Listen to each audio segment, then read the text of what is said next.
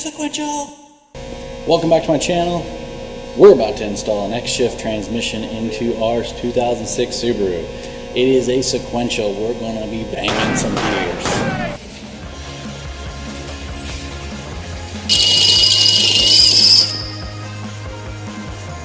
I was going to go through it first, but I think I'm going to cut them out first. Yeah, well, because, I think it's... And then two, before you even finish doing that, I would double check and make sure the measurements are the same as on the ship. Yeah, they look the same here, dude. What? Who would do such a thing?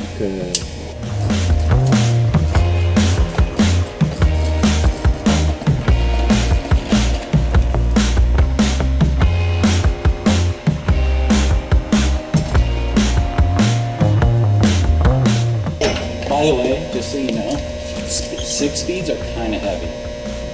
Yeah, that's why you use a transmission jack. Yeah, but how do you pick the thing up to get it on the transmission jack?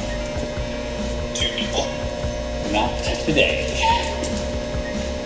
Yeah, that doesn't happen. I just did it.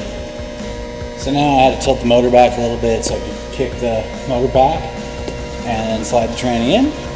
And now we're going to push it in a little bit and get a couple bolts on.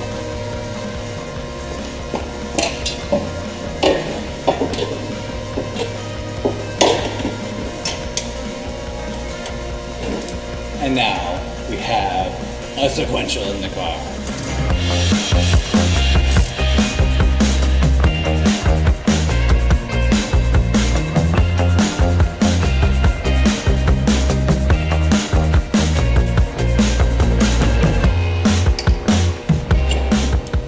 One thing you have to be careful of when you're putting the axles in, you don't want to damage the axle seal, then you'll just spew fluid everywhere.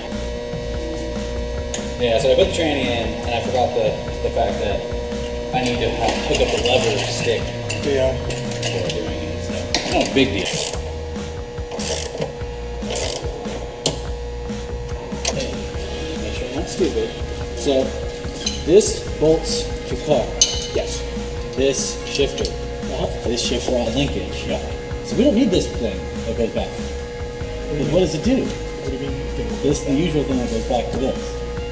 Yeah, no, that's not really. Because I was looking at it, so fucking, I just wanted to make sure. Yeah, I don't think that's needed anymore at this point. In that orifice deeper than the devil does.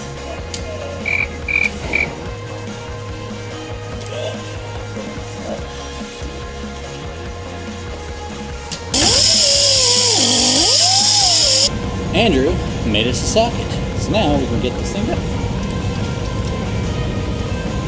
This is like the last.